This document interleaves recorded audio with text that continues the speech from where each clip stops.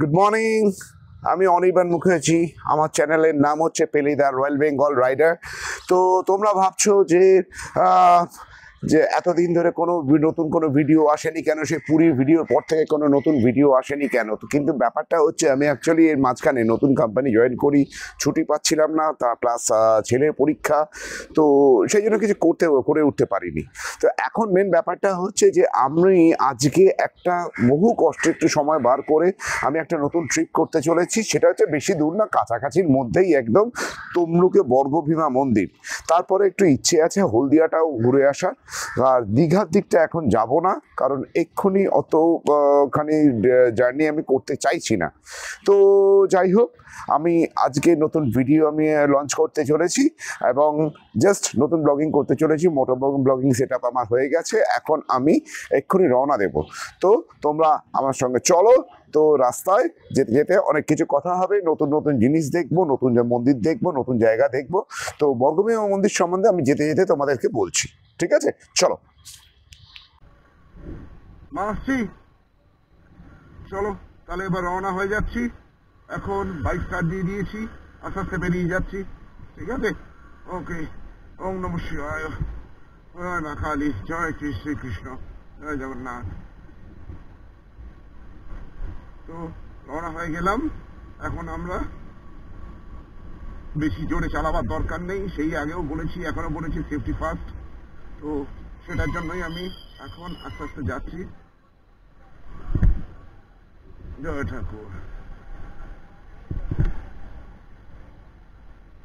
তাহলে রাস্তায় যাচ্ছি এখন, তোমরা আমার সঙ্গে সঙ্গে চলো আস্তে আস্তে। কোথা দিয়ে কিভাবে যাব নতুন করে বলার কিছু নেই। তমলুক যেতে হলে দীঘার রুটটাই ধরতে হবে এবং আমরা ওই রুটটা ধরেই আস্তে আস্তে আমরা এগোতে থাকছি।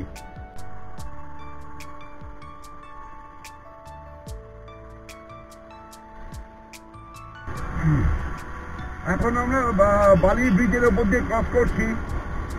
তো পাশে ডান দিকে দক্ষিণেশ্বর মন্দির, মুখটা ঘুরিয়ে দেখাতে পারলাম না, কারণ হচ্ছে এত গাছগাছালি হয়ে গেছে যে মন্দিরটা গাছ পড়ে গেছে। তলা দিয়ে যাচ্ছে আমাদের হুগলি নদী, মিনস গঙ্গা নদী যেটাকে বলা হয়, বা কেউ বলে হুগলি নদী। তো আমরা সেখান দিয়ে তার উপর দিয়ে ক্রস করছি। সোজা ডান দিকে চলে যাচ্ছে আমাদের দিল্লি রোড, এবং আমরা চলে যাচ্ছি বাঁ দিকে, যেটা সাউথ সেকশনের দিকে যায়, সাউথ ইন্ডিয়ার দিকে যায়, মানে ভুবনেশ্বর, পুরী, চেন্নাই। তো আজকে আমাদের first toll plaza Dhulagarh toll plaza, আমরা এখন এখান দিয়ে ক্রস করে যাচ্ছি, ঠিক আছে? তো এটা ক্রস করি, তারপর দেখছি।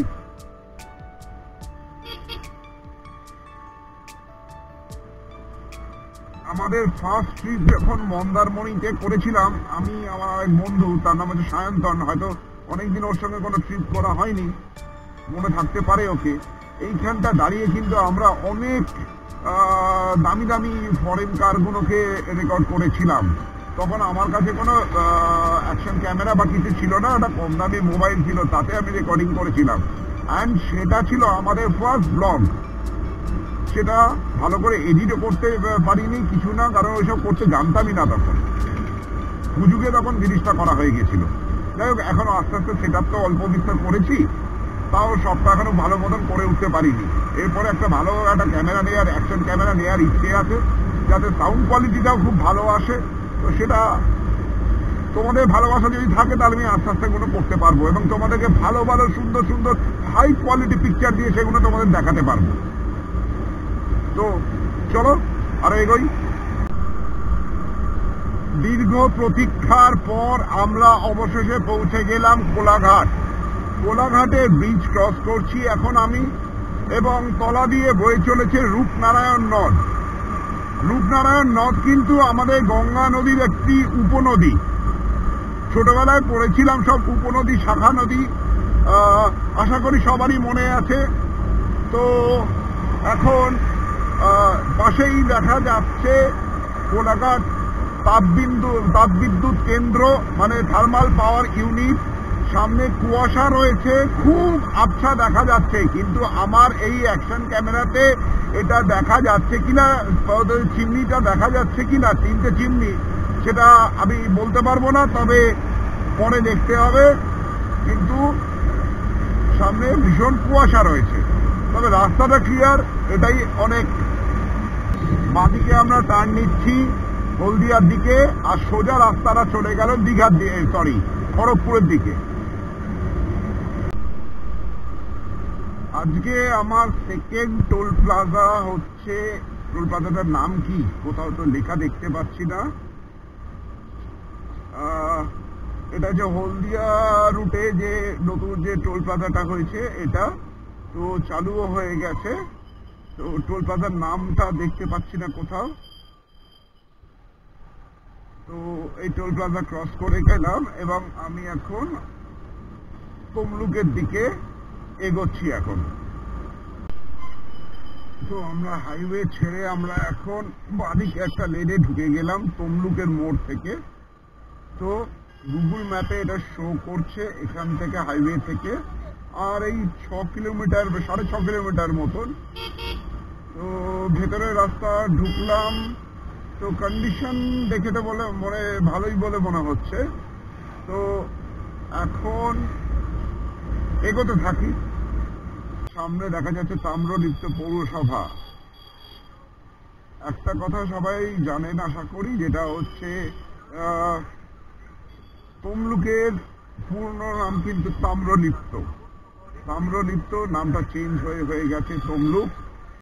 আমরা এখন এসে হাজির হয়েছি বর্গভীমা মন্দিরের সামনে। এই বর্গভীমা মন্দির সামনে স্বামীজির একটা স্ট্যাচু আছে এবং খুব রাস্তাটা কনজাস্টেড। এখন এখান দিয়ে প্রচুর অটো টোটো এরকম চলে। তো এখানে অনেকে গাড়ির পুজো দিতে আসছে। খুব জাগ্রত মন্দির। সতীর 51টা পীঠের মধ্যে এইটা একটি পীঠ আছে। তো এই পীঠ এখানে সতীর বাঁ পায়ে গোড়ালি এখানে পড়েছিল, কথিত আছে। তো এখন আমরা মন্দিরের মধ্যে প্রবেশ করি। তো ভেতরে পুজো দেওয়ার যা সিস্টেম আছে সব আপনাদেরকে আমি বুঝিয়ে বলছি। তো রাস্তাটা পেরোতেই একটু টেনশন হচ্ছে। রাস্তাটা পেরিয়ে চলে এসেছি মন্দিরের কাছে। আশপাশের সমস্ত ডালার দোকান, প্রসাদ ডালার দোকান আছে এখানে। এখানে সমস্ত খেলনা টেলনা সমস্ত কিছু বিক্রি হচ্ছে এবং এখানে সবাই পুজো দিচ্ছে। এই সিঁড়ি দিয়ে উপরে উঠতে হচ্ছে। এখানে কিন্তু কোনো স্লোপ নেই, ঠিক আছে? তো এখন আমরা মন্দিরের ভেতরে উঠছি, এই সিঁড়ি দিয়ে উপরে উঠছি। আর আমি এই দোকান থেকেই সমস্ত কিছু প্রসাদের ব্যবস্থা করেছি। পুজোর ভোগ টোগ সবকিছু, আমার ব্যাগ জ্যাকেট সমস্ত কিছু এখানেই রাখা আছে। এখন আমি যাচ্ছি মন্দিরের ভেতরে। মন্দিরের ভেতরেই প্রথমে সিঁড়ি দিয়ে উঠছি। ওঠার পর এখন প্রথমেই আসছে গর্ভগৃহ। গর্ভগৃহের মধ্যে মা বর্গভীমার একটা মূর্তি রাখা আছে। সামনেই দেখা যাচ্ছে খাড়া কাঠ।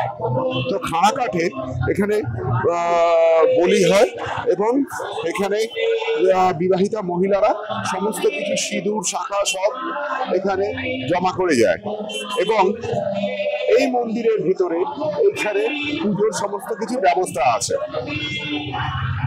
তোমরা দেখে বুঝতেই পারছো যে এইখানে পুষ্পাঞ্জলি দেওয়া হয়। এখানে পুষ্পাঞ্জলি দেওয়ার লাইন, প্রথমে এখানে পুষ্পাঞ্জলি দিয়ে দিতে হয়। পুষ্পাঞ্জলি দেওয়ার পর এখানে ওই সাইডে চলে যেতে হয়, বাঁ সাইডে চলে যেতে হয় এবং বাঁ সাইডে ওইখানে গিয়ে লাইন দিয়ে গর্ভগৃহে প্রবেশ করতে হয়। এখন আমরা পুজো দিয়ে দিয়েছি, পুষ্পাঞ্জলি দেওয়া হয়ে গেছে, পুজোও দেওয়া হয়ে গেছে। ভেতরে মা বর্গভীমার মূর্তি দেখা যাচ্ছে। আমি একটু কাছাকাছি গিয়ে একটু জুম করে দেখানোর চেষ্টা করছি যাতে করে তোমরা ভালো করে মাকে দর্শন করতে পারো। এবং এখানে খুব জাগ্রত দেবী। এখানে একটা কথা আছে যে কেউ যদি মানসিক করে আসে এবং মানসিক করে আসার পর এই গাছের মধ্যে ঘট বাঁধতে হয়। আমি গাছের কাছে গিয়ে পরে ঘটটা কোথায় বাঁধা হচ্ছে আমি সব দেখাচ্ছি তোমাদের।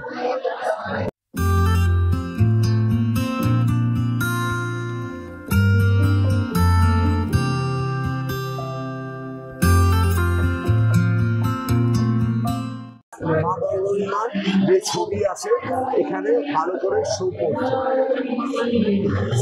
দেখো এখানে মা বর্গভীমার ছবি আছে, সেটা দেখা হচ্ছে। তো সেটা তোমাকে দেখাচ্ছি এখন। আর এছাড়া সিসিটিভি ক্যামেরায় চারদিকে ঘেরা। এখানে মা কমলা কমলা, মা কমলার ছবি এখানে। তার পাশে রয়েছে মা মাতঙ্গী, মায়েরই অনেক রূপ, তো মা মাতঙ্গী। এছাড়া রয়েছে মা বগলা, মা বগলা।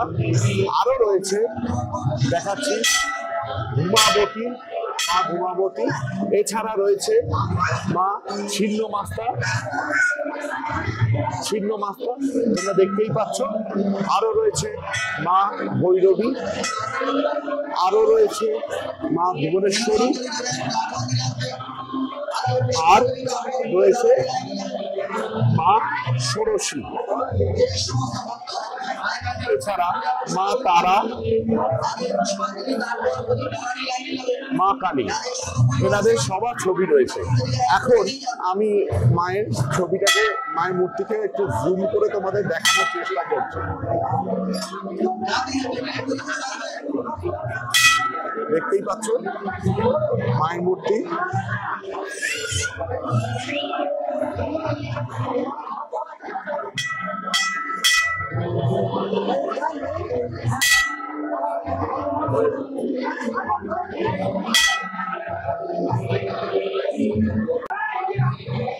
আমি আরো খানিকটা কাছে পৌঁছে গেছি, আমি আবার জুম করছি, জুম করে মায়ের মূর্তি দেখানোর চেষ্টা করছি।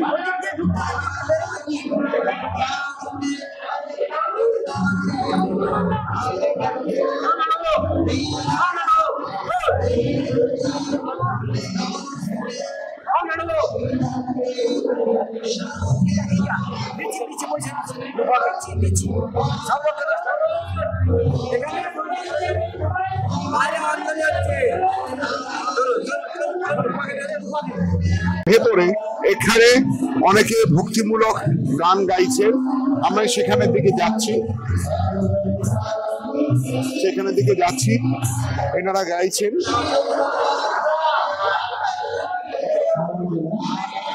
এখানে হচ্ছে হোমকুণ্ড রয়েছে। এছাড়া হোমকুণ্ডর পাশে এখানে সবাই ধূপ এবং মোমবাতি জ্বালিয়ে যান মানসিক পূর্ণ করার জন্য।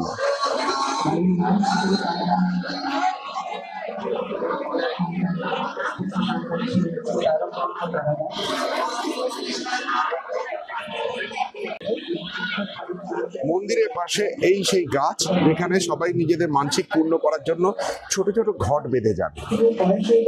তো আমি একটু জুম করছি ঘটগুলো, ছোট্ট ছোট্ট সাইজের ঘট, এবং এখানে হাজার হাজার এরকম ঘট বাঁধা আছে এবং সবাই নিজের মানসিক পূর্ণ করে যায়।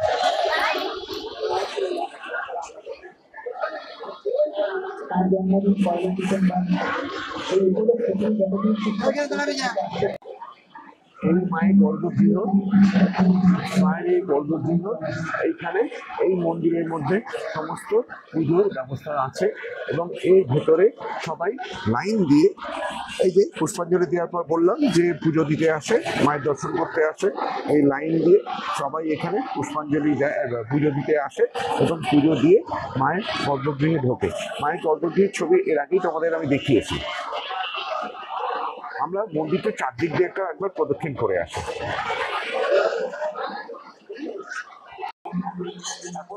আমি তোমাদেরকে মন্দিরটা চারদিক দিয়ে একটু ঘুরিয়ে আনি।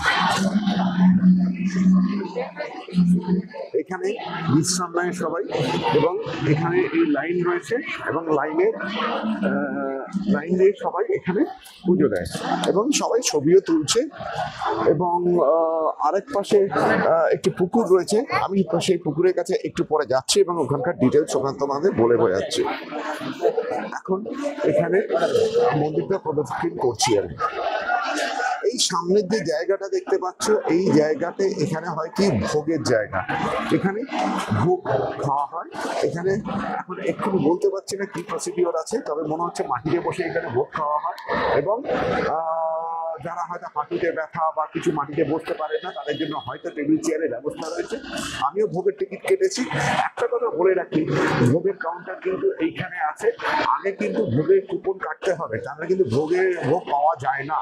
তো সুতরাং এইখানে এই কাউন্টার থেকে টিকিট কাটতে হবে এবং আপনার পার টিকিটের পার কুপনের দাম হচ্ছে 110 টাকা করে। তো আমি দুটো কুপন কেটেছি, একটা আমার নিজে এখানে বসে খাবো আর একটা বাড়িতে নিয়ে যাব। তো অনেক বাচ্চারা রয়েছে এখানে, খেলছে, দৌড়চ্ছে।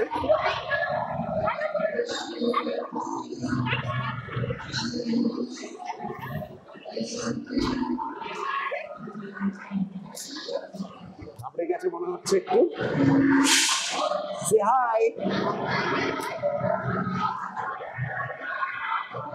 তো মন্দির দর্শন প্রদক্ষিণ করছি, আমি দর্শন তো করছি অবশ্যই, প্রদক্ষিণও করছি এবং তোমাদেরকেও দেখাচ্ছি জায়গাটা। মন্দিরের চারদিক দিয়ে ঘুরছি আমি এবং এখানে কথিত আছে একটি পুকুরের সম্বন্ধে, সেটা আমি তোমাদেরকে একটু পরে নিয়ে গিয়ে দেখাচ্ছি। এখন আবার সেই মন্দিরের সামনে পৌঁছে গেছি এবং আমি সেই পুকুরের কাছে যাচ্ছি।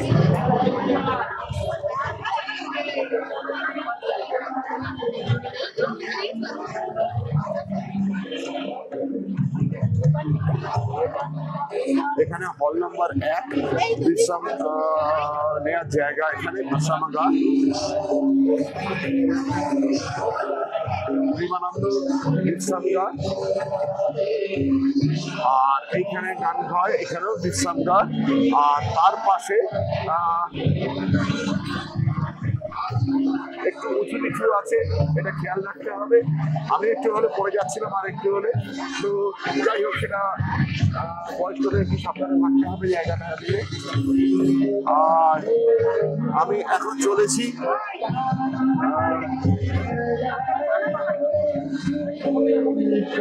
বর্গদেনা মাতার পূর্ণকুণ্ড।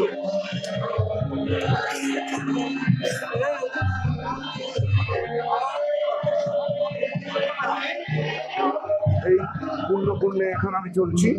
এখন ছেড়ে দিয়ে নামতে হবে, অনেকটাই নিচে নামতে হবে। এখানে বলা আছে যে রাজার কাছে একজন মাছওয়ালি, সে রেগুলার শিঙি মাছ নিয়ে আসতো এবং সে মাছগুলো আনতো, কিন্তু রোজই জ্যান্ত থাকতো।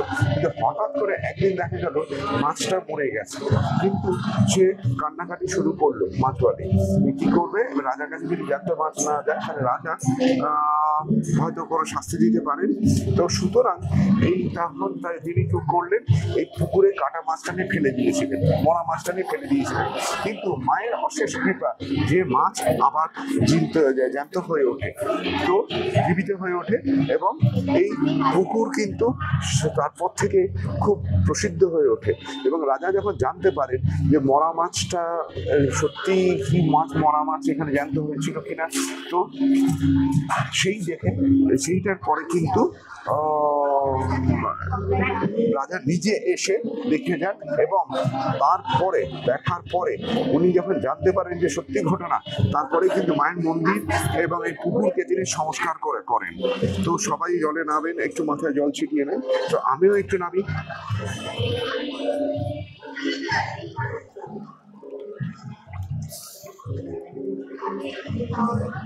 তো এই হচ্ছে সেই পুকুর, পূর্ণকুণ্ড বলে।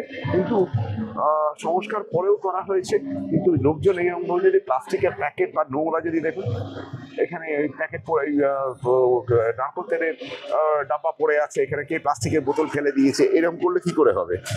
যাই হোক, এখন সেটা এখন যে ভোগ খাওয়ার যে জায়গাটা, তার পেছনে কিন্তু মায়ের ভোগ রান্না হচ্ছে। তো আমি এখন একটু ওদিকে যাচ্ছি, এই ঘরের মধ্যে হচ্ছে।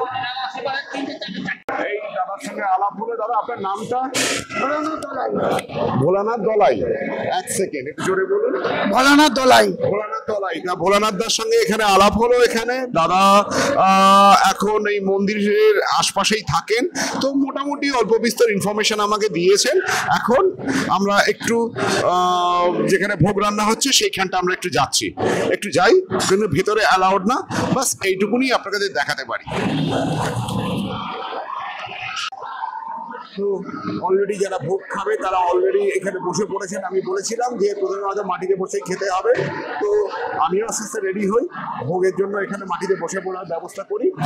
তো এইখানটা হয়তো জায়গা খালি আছে, বসে পড়বো, আর আস্তে আস্তে টেবিল চেয়ারের সব ব্যবস্থা হবে। আমরা এখন ভোগ খেতে বসে গেছি, ভোগ দেওয়া হবে। টাইম বলেছিল 1:30 নাগাদ, কিন্তু এখন 12:30 বাজছে। দেখছি তাতেই দেখছি বসিয়ে দিয়েছে। মায়ের কাছে 1টার সময় ভোগ দেওয়া হয়, তারপরে 1:30টার সময় সবার জন্য দেওয়া হয়, কিন্তু এখন যা দেখতে পাচ্ছি সবাইকে বসিয়ে দিয়েছে। দেখা যাক এখন কি করে। মায়ের ভোগ যাচ্ছে, মায়ের ভোগ রান্নাঘর থেকে সব নিয়ে যাওয়া হচ্ছে। এখন নিয়ে যাওয়ার পর সেটাকে ভোগারতি হবে, তারপরে ভোগারতি হওয়ার পর সেটা আমাদের এখানে দেয়া হবে। আমি এখন দাঁড়িয়ে আছি তমলুক রামকৃষ্ণ মঠের সামনে। এখন দুপুরবেলা, গেট বন্ধ, ঢুকতে দেওয়া হচ্ছে না কিছু, কিন্তু বিশাল বড় এরিয়া। তো রামকৃষ্ণ মঠের সামনে দাঁড়িয়ে আছি এখন। রামকৃষ্ণ মঠ এইদিকে একটা পার্ট আছে, উল্টো দিকে আর একটা, এটা মনে হচ্ছে হোস্টেল বা মানে আবাসিক কিছু।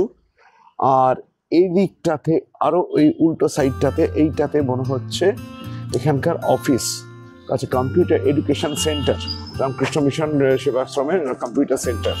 তো আমরা এখন রামকৃষ্ণ মিশনের ভেতর তো ঢুকতে পারলাম না, তো এইখানে আমরা এই জায়গাটা আপাতত দেখলাম। এখানে একটা লাইব্রেরি রয়েছে, মানে লাইব্রেরি বলবো না, এটাকে ঠিক বই বিক্রি হয় এরকম জায়গা রয়েছে। তো তমলুকের ভেতর দিকে জায়গাটা, এই হচ্ছে রামকৃষ্ণ মঠের এরিয়া।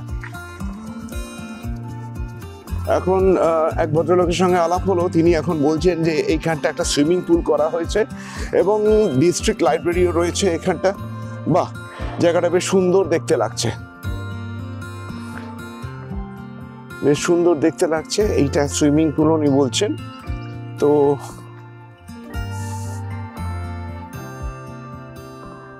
আচ্ছা, এই হচ্ছে ডিস্ট্রিক্ট লাইব্রেরি।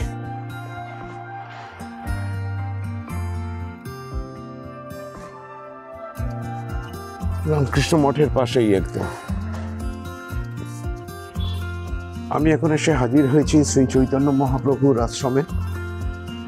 এখানে সংকীর্তন মঞ্চ সামনে আমরা দেখতে পাচ্ছি, আর মন্দিরে এখানে কাউকে দেখতে পাচ্ছি না যে একটু হেল্প চাইবো যে এখানে এই মন্দিরের সম্বন্ধে বলার জন্য।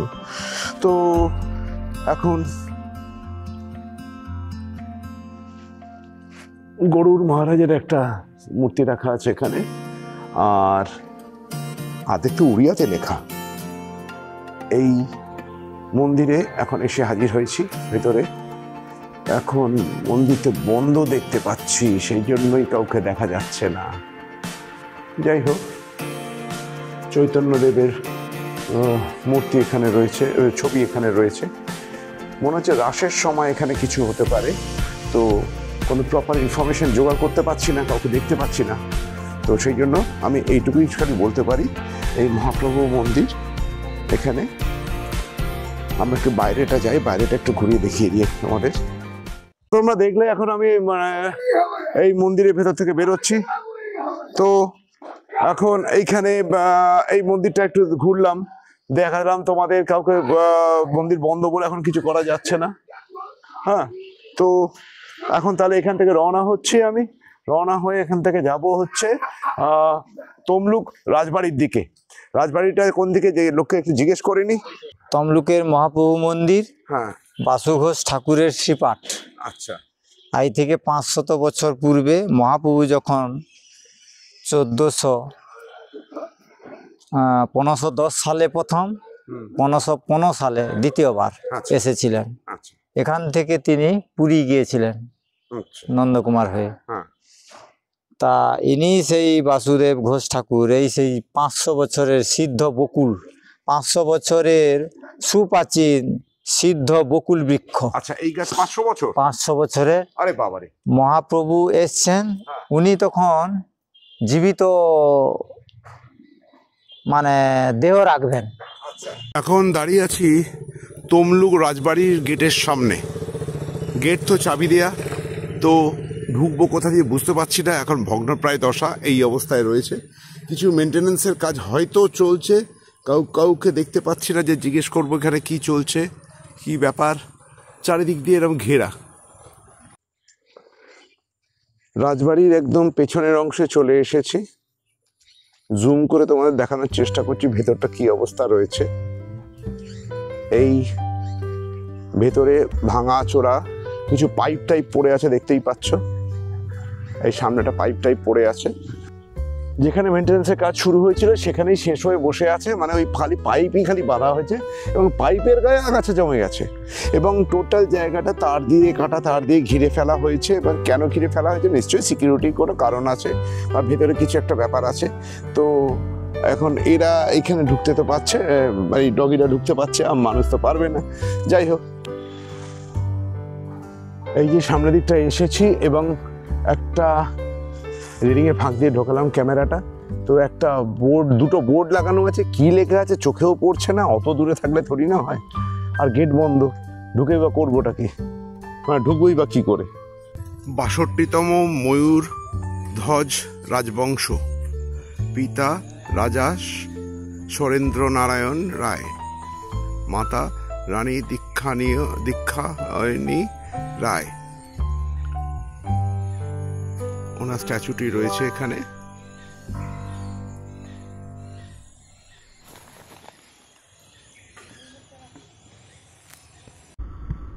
এখন তমলুক থেকে বেরিয়ে আমি চলেছি মহিষাদল রাজবাড়ির দিকে। সময় হয়েছে এখন মোটামুটি অ্যাপ্রক্স ৩টে মতন এরকম কিছু একটা হবে। তবে মহিষাদল রাজবাড়ি তমলুক থেকে অ্যাপ্রক্স প্রায় ২০-২২ কিলোমিটার। তো আমি এর মধ্যে গোটা ১০ কিলোমিটার চলেও এসেছি। এখানে একটা লেভেল ক্রসিং পড়লো, তো ওটাতে একটু আটকালাম, দুটো মালগাড়ি ক্রস করলো। তবে টাইম বেশিক্ষণ নেয়নি, টোটাল ৩-৪ মিনিটের মধ্যে টোটাল গাড়িগুলো পাস করে গেছে। তো লেভেল ক্রসিং বেরোবার পর আবার এই রাস্তা পেয়েছি এরকম। তো রাস্তা নেহাতি খারাপ নয়, যথেষ্ট ভালো, মোটামুটি ৫০-৫৫ টানা যাচ্ছে। তো মহিষাদল রাজবাড়িটা আমরা কভার আপ করে আজকে কলকাতা দিকে আবার রওনা হব। অবশেষে আমরা হাজির হলাম মহিষাদল রাজবাড়ি। রাজবাড়ি একটা মন্দির দেখা যাচ্ছে, দেখছি আমি ওইদিকে যাব। মনে হচ্ছে এইটাই মহিষাদল রাজবাড়ি।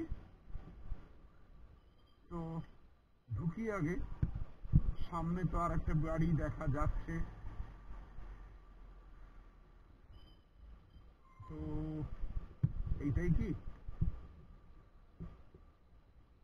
মনে তো হচ্ছে এইটাই। একটু লোককে জিজ্ঞেস করে নি, দেখে তো মনে হচ্ছে এইটাই। তো এইটা হচ্ছে পুরনো রাজবাড়ি, ভগ্নপ্রায় দশা। এখানে হচ্ছে গোপালজি মন্দির আছে। ঠিক আছে, এসেইছি যখন একবার দেখেই যাই। আমি এখন হাজির হয়েছি মহিষাদল রাজবাড়ির গোপালজির মন্দিরে। তো মন্দিরের মধ্যে ঢুকি, তো বিশাল উঁচু বড় মন্দির দেখা যাচ্ছে। তো সামনে দেখা যাচ্ছে রাধা গোবিন্দর মূর্তি আছে এবং সামনে যাই, গিয়ে তারপর দেখাচ্ছি। এসে গেছি সামনে রাধা গোবিন্দর মূর্তি। হ্যাঁ, ও আচ্ছা। তো এখানে দেখতেই পেলেন যে এখানে ছবি তোলা অ্যালাউড না। তো এখানে শ্রী জগন্নাথ দেব, বলভদ্র দেব এবং সুভদ্রা দেবীর মন্দির, ছবি যেহেতু তোলা অ্যালাউড না, জাস্ট এই দূর থেকেই খালি বাস।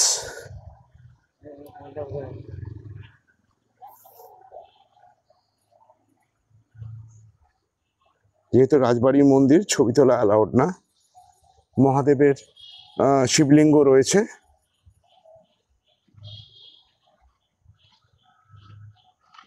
তো এই মন্দির কত সালে কি স্থাপিত হয়েছিল তা ঠিক বোঝা যাচ্ছে না।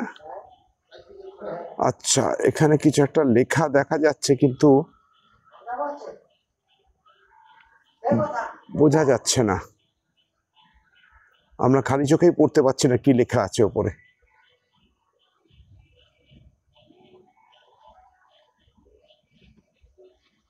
ঠিক আছে, এই রাধা গোবিন্দর মন্দির দেখে আমরা বেরোচ্ছি। এখন পুরনো রাজবাড়ির সামনে যাব, সেখানটায় গিয়ে তারপর নতুন রাজবাড়ি ঘুরে তারপর আমরা রওনা দেবো এখান থেকে। এখন আমি দাঁড়িয়ে আছি মহিষাদল আদি রাজবাড়ির সামনে। এটা রেনোভেশনের কাজ চলছে, তো এই সাইডটা দেখছি প্লাস্টার করা হয়ে গেছে। তো এই দিকটা হয়েছে, পেছনটা হয়েছে, অন্য সাইডটাও হয়ে গেছে, কিন্তু সামনেটা হয়নি। সামনে একটা গাড়ি বারান্দা ছিল, সেটা ভেঙে পড়ে গেছে। কোনো কারণে হোক, পয়সার অভাব হোক বা কোনো কারণে হোক, এই এখন রাজবাড়ির সংস্করণ মিন্স রেনোভেশন বন্ধ আছে আপাতত। তো এখন আমরা এই দেখতে পাচ্ছি যে সামনেটা পুরো টিন দিয়ে ঘেরা, ঢোকারও কোনো উপায় নেই। তো পুরো জঙ্গল মতন হয়ে আছে। দেখি ওপর দিয়ে যদি কিছু দেখা যায়। আচ্ছা, ওপর দিয়ে দেখা যাচ্ছে, এই সিঁড়িটা দেখতে পাচ্ছি। আমি নিজে চোখে দেখতে পাচ্ছি না, কিন্তু ক্যামেরাটা উঁচু করে তারপর এর ওপর দিয়ে দেখছি। এই সিঁড়ি দেখা যাচ্ছে এবং কেউ কোনো চেয়ার টেয়ার রাখা আছে দেখছি।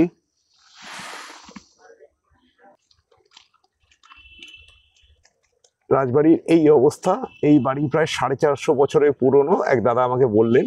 সামনে ওনার চায়ের একটা স্টল আছে, চা স্ন্যাক্সের স্টল আছে। তো এখন সামনে এই বাড়িটাও দেখা যাচ্ছে। এটা কিসের বাড়ি একবার জিজ্ঞেস করে নিতে হবে। রাজবাড়ির মন্দির প্রাঙ্গণ।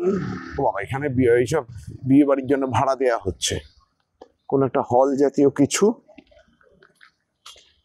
যাই, এখান দিয়ে মনে হচ্ছে যাওয়া গেলেও যেতে পারে। ও না, এদিকটাও বন্ধ। যা বললো ভুল ইনফরমেশন দিয়েছে, যে সব দিকটা ঘিরে দেয়া হয়ে মানে প্লাস্টার করা হয়ে গেছে। যা দেখতে পাচ্ছি একটা সাইড প্লাস্টার করা হয়েছে, বাদ বাকি সাইড হয়নি। তো এইরকম আগাছায় ভর্তি হয়ে গেছে। সেই একই অবস্থা, যে মেনটেনেন্সের বড়ই অভাব, যা হয় সব জায়গাতে।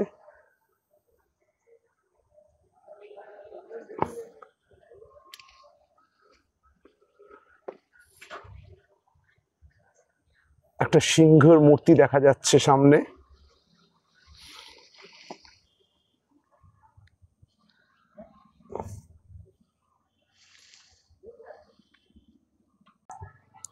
আমি এখন দাঁড়িয়ে আছি মহিষাদল রাজবাড়ির সামনে, নতুন রাজবাড়ি। আগের যে বাড়িটা দেখালাম সেটা ছিল পুরনো রাজবাড়ি, এখন দাঁড়িয়ে আছি মহিষাদল নতুন রাজবাড়ির সামনে। তো সামনেটা বাগান টাগান করা আছে, এদিকটা একটু নোংরা আছে, তবে কিছু একটা কাজ চলছে। এটা মনে হয় লেবু গাছ, চিনি না কিছুই, আন্দাজে একটা ঢিল মারলাম। হ্যাঁ, তো কিন্তু এখন এই রাজবাড়ির সামনে এখন দাঁড়িয়ে আছি। তো ভেতরে একটা মিউজিয়াম আছে, এখানে 20 টাকা করে টিকিট কাটতে হয়। আমার বাইকটা ভেতরে আমি পার্ক করে দিয়েছি, ওইদিকে যে একটা সামনে টিকিট কাউন্টার রয়েছে, ওখানটা আমি টিকিটটা কেটে নিয়েছি। ভেতরে দেখছি একটা স্ন্যাক্স কাউন্টার বা কিছু একটা করেছে। তো এখানে সবাই বসে আছে, সামনে একটা কামানও রয়েছে দেখতে পাচ্ছি। তো আমি এখন ভেতরে যাচ্ছি, তোমরা আমার সঙ্গে চলো, গেলে দেখতে পাবে সব কিছু। বহুদিনের পুরনো, তবে ওয়েল মেনটেন্ড একদম। এখন আমরা যাচ্ছি মহিষাদল রাজবাড়ির ভেতরে, কোনো মিউজিয়াম আছে সেখানটাতে। এবং এখানে কিছু টেবিল চেয়ার রয়েছে, সবই পুরোনো কালের জিনিস। এখানে প্রায় 350 বছরের পুরনো মোটামুটি। এবং বেঞ্চগুলো সব এখানে রাজারা সব সেট আপ করে রেখেছেন নিজেদের প্লেজার টাইমের জন্য। এই সমস্ত চারদিকে চেয়ার টেবিল, একদম বেঞ্চ টেঞ্চ সব কিছু রয়েছে। জায়গাটা খুবই সুন্দর লাগছে। এখন আমি ঢুকছি এর ভেতরে। পালকি রাখা আছে দেখতে পাচ্ছি, বারান্দার সব ছবি তোলা যাবে। তো এইটা হচ্ছে রাজার বিশ্রাম কক্ষ, দারুণ জিনিস, বেশিক্ষণ তুলতে পারবো না। তো পালকি রয়েছে এখানে একটা, ওপরে দেখা যাচ্ছে একটা বাইসনের মাথা, যেটাকে ইন্ডিয়ান গড় বলা হয়।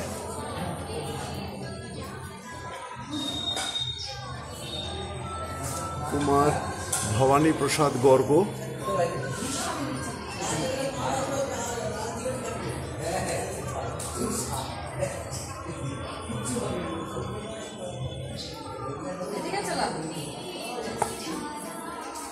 আচ্ছা, যিনি বই লিখেছিলেন তার হাতে এই বাইসন ওপরে যে বাইসনটা রয়েছে এই বাইসনের মাথাটা এখানে রয়েছে, ইনি স্বীকার করেছিলেন। এবং এই রাজবাড়ির মনে হচ্ছে এই রাজবাড়িরই পুরনো ছবি।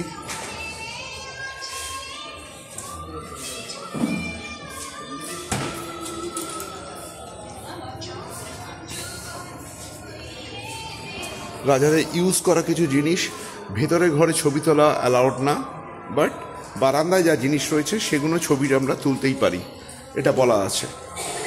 ভেতরে ঘরে ছবি তোলা যাবে না।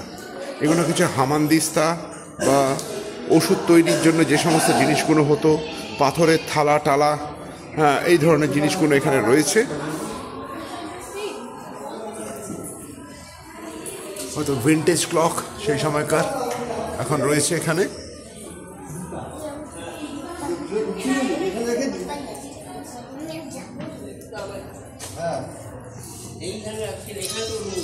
কামান রয়েছে,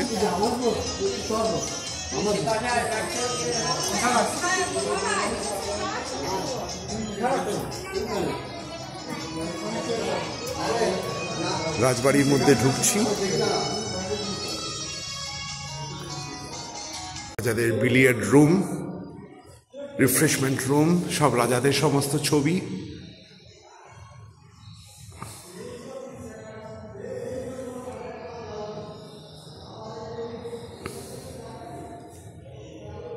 লুকিয়ে ছবিটা তুলছি।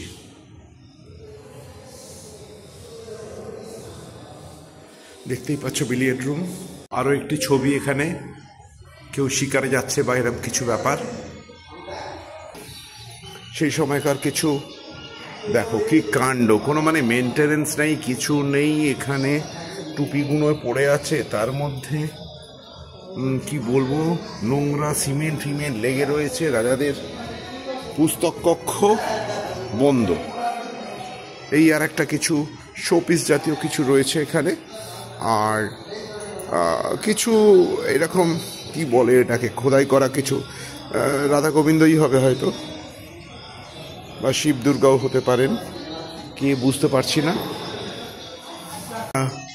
প্লাম গাড়ি, একটা ছোট্ট জিপ গাড়ি এখানে রাখা আছে। আমার ছোটবেলা একটা এরকম জিপ গাড়ি ছিল, সে কোথায় কে জানে।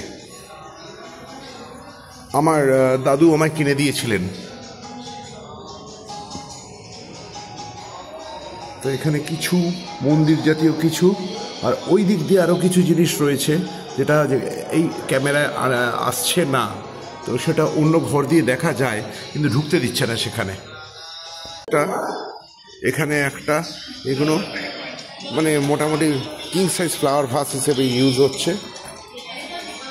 তো এই ঘরের মধ্যে কিছু জিনিস রয়েছে, এই ফার্নিচার, এই যা আর দেখতে দেওয়া হচ্ছে না। তো তোমরা মোটামুটি দেখলে মহিষাদল রাজবাড়ির ভেতরে, পুরোটাতে দেখাতে পারলাম না, কিন্তু জাস্ট তোমাদেরকে আমি যেটুকু দেখাতে পারলাম, বারান্দার মধ্যে যা ছবি তোলা গেছে সেগুলো খালি দেখাতে পারলাম। আর এখানে এই রাজবাড়ির দোতলার অংশে not allowed for general person. এখন মেনটেন হয়েছে, বাড়িটা মেনটেন হয়েছে, ভালোই মেনটেন হয়েছে। তো আজকে তাহলে আমাদের ট্রিপ মোটামুটি এখানেই শেষ। এবার আমাদের ব্যাক টু দ্য প্যাভিলিয়ন। আজকে প্রায় 100 কিলোমিটারের কাছাকাছি আমায় ব্যাক করতে হবে আজকে। শীতকালে যেহেতু বেলা ছোট, তো সুতরাং সেই জন্য আমাদেরকে আর বেশি ওয়েট করা যাবে না। এখন 4:40 বাজছে, এরকম অন্ধকার হয়ে গেছে। তো এখানেই এখন শেষ হচ্ছে, অন্ধকারও হয়ে আসছে, অনেকটা দূরই ব্যাক করতে হবে। তো এখন মোটামুটি মহিষাদল রাজবাড়ির সামনে এই দাঁড়িয়ে পুরো জায়গাটাকে কভার আপ করার চেষ্টা করছি। রওনা হয়েছি, কোলাঘাট সারি চলে এসেছি। মোস্ট প্রবাবলি এটা বাগনানি হবে, বাগনানি যে ক্রসিংটা ওইখানটাতে আমি দাঁড়িয়েছি এখন। আবার এক্ষুনি ছাড়লে আবার রওনা হবো বাড়ির দিকে। বাড়ির খুব কাছাকাছি চলে এসেছি, বাইপাস দিয়ে ব্যাক করছি এখন। মা ফ্লাইওভার, সেকেন্ড ব্রিজ ধরে মা ফ্লাইওভার ধরে আবার এলাম। তো এখন আর ডানলপ দিয়ে ব্যাক করলাম না, এখন স্টেডিয়ামের অপোজিট সাইড দিয়ে ব্যাক করছি। ট্রিপ আমার প্রায় শেষ, আর 3 কিলোমিটার গেলেই আমার বাড়ি এসে যাবে। তো অবশেষে বাড়ি পৌঁছে গেলাম। তখনই তোমাদের বলেছিলাম রাস্তায় যে আর রাস্তায় বেশি দেখা হবে না, বাড়িতে ফিরে একেবারে কমপ্লিট করব টোটাল ট্রিপটা। তো বাড়ি পৌঁছে গেছি, এখন বাড়ির সামনে দাঁড়িয়ে আছি। তো তোমাদের ট্রিপটা কেমন লাগলো বলো, জানিও, কমেন্টস করো, এবং যদি ভালো লেগে থাকে তাহলে লাইক, শেয়ার অ্যান্ড সাবস্ক্রাইব করে দিও। যারা সাবস্ক্রাইব করোনি তারা সাবস্ক্রাইব করে দিও, আর যাদের সাবস্ক্রাইব করা আছে তারা কিন্তু আর সাবস্ক্রাইব করো না, কারণ হচ্ছে কি তাহলে আনসাবস্ক্রাইব হয়ে যাবে। কয়েকজনের ক্ষেত্রে তাই হয়েছে। তো সুতরাং যদি লাইক দিতে পারো তাহলে খুব ভালো হয়, এবং বন্ধুবান্ধবদের মধ্যে একটু শেয়ার করে দিও। তাহলে নেক্সট দেখা হচ্ছে অন্য কোনো ট্রিপে। তো আজকের মতন গুড নাইট, সবাই ভালো থাকুন, সুস্থ থাকুন।